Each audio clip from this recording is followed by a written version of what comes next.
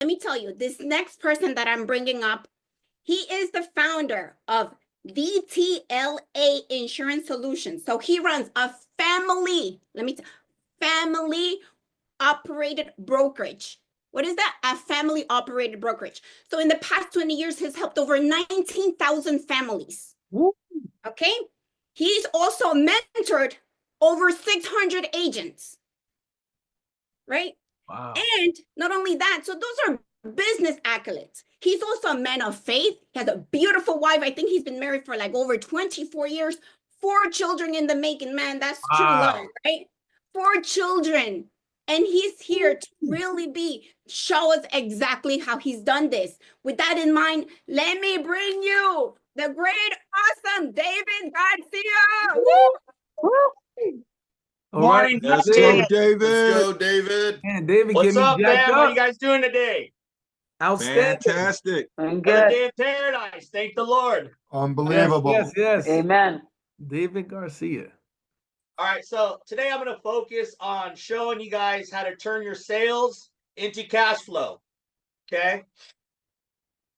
I'm not going to take up too much of your time. I'm going to show you a quick, impactful 4-minute video on how you need speed in your business. I would say about 90% of people in this industry procrastinate. Procrastination is deadly to a business. For example, if you're new on this call and you're debating, oh, should I get started? I mean, people, when I onboard them, they do the classes in 3 days. They get licensed 2 days later. Like in a week, you should be licensed. Every day you're putting it off. The less closer you are, closer to success. Now, I don't have a seatbelt on my chair, but I'm ready. So if you have a seatbelt, put it on. And if you don't, hold on tight because we're going to turn your sales into commissions, all right? Let me share my screen real quick. Yeah, I like that. How to turn your sales into cash flow. So you close your sale, now what? The time between making a sale and receiving your commission, 100% depends on you. The key factors that you guys need to know is you have to know your carriers, your products, and most importantly, you have to know your clients. Insurance is not a one-size-fits-all. Advantage, we tailor plans to fit clients' unique needs through our presentation and through our F&A. One carrier may work for one client, but may not work for the other. So step 1, you have to get to know your client. You have to understand their needs and potential roadblocks that you might run into. For example, you have to know all their medical conditions, their financial situation, and personal circumstances. And then you must diligently do proper screening to prevent delays, or worse, possibly get them declined. So not screening properly, that could lead to unwanted APSs, which is attending physician statement for you new people, where they pull the medical records, the carrier requesting a medical exam, and delay or possible loss of commissions. Now, honesty and transparency is key. But the sad truth is most people lie, or let me just say it better, they don't disclose their entire truth. So you have to get honesty and transparency. It makes for a smoother underwriting process. And I know with the clients, when I talk to them, I literally will tell them, hey, look, bud, I'm not the IRS. I'm more like your attorney. I'm on your side, So they end up telling me everything. And then I can diligently make a proper recommendation after I know all the facts. It's natural human instinct for people not to disclose everything in their past. So you have to expect it, and then you have to work with it. Now, step number 2, you have to get to know your carriers. Each insurance carrier has different underwriting guidelines.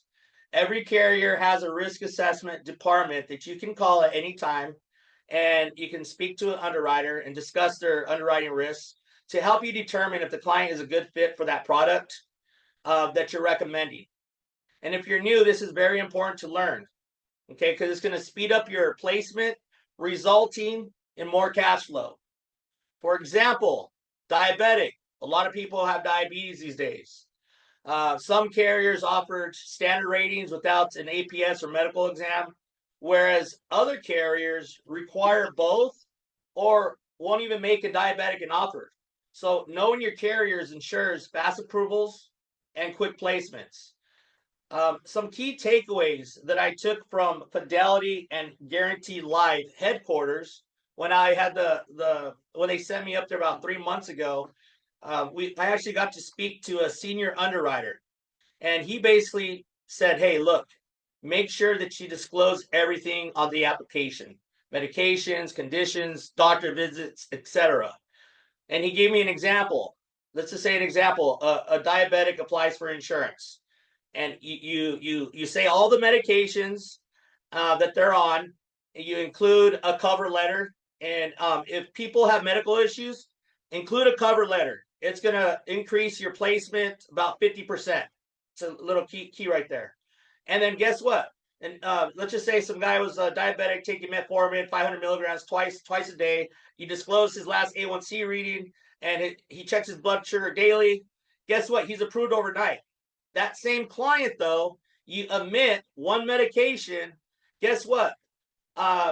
It's going to cause them to do an APS, which is going to take about a month. Now, it's going to delay the policy about a month, but it's going to result in the same outcome. Meaning, if you just disclose everything, then it's just going to get approved overnight. But the underwriters have to do their diligence. And if they're seeing that they're taking the med and you're not disclosing it, then they're forced to have to take further action. And you must be thorough with your screening. And because the carriers, they end up seeing everything anyways. Now, step 3, you have to get to know your products. Each carrier offers different products to fit different clients' needs. For example, simplified issue products aren't ideal for clients with extensive medical history. Going fully underwritten may take a little longer, but it prevents declines. Lastly, and most importantly, you guys have to button up the sale. Now I'm going to tell you how to make your commissions stay on the books. And for me and my team, my process is clear. Once a client is approved, you must call them. And if they don't answer, leave a voicemail. Then send them a text. And also follow up with an email. These steps will strengthen your customer service and prevent complaints. For example, people are busy, right? And let's just say you sold someone a $500 a month IUL. They're all on board. They want it. They've always been wanting it. But guess what? You don't notify them that the premium is going to come out. They wake up one morning, they see a $500 deduction. The fact that even if they wanted it, but they weren't ready for it, could cause a complaint and possibly cancellation. So most of the time, if you call someone and they don't answer, at least let them know. So they're going to either see an email, a text, or a voicemail. And if they have any issues, they're going to reach out and say, hey, I wasn't ready for this or whatever. But you just have to notify the clients and make your business stay on the books. Other than that, it's going to make the client happy. It's going to make the insurance company happy. And most importantly, it's going to make your cash flow happy. I'm done here, you guys. I appreciate you guys. Everyone enjoy your Saturday. God bless. Wow, thank you so much. You could tell David is ready to run this training. He's standing up. He's like, no, I got this today.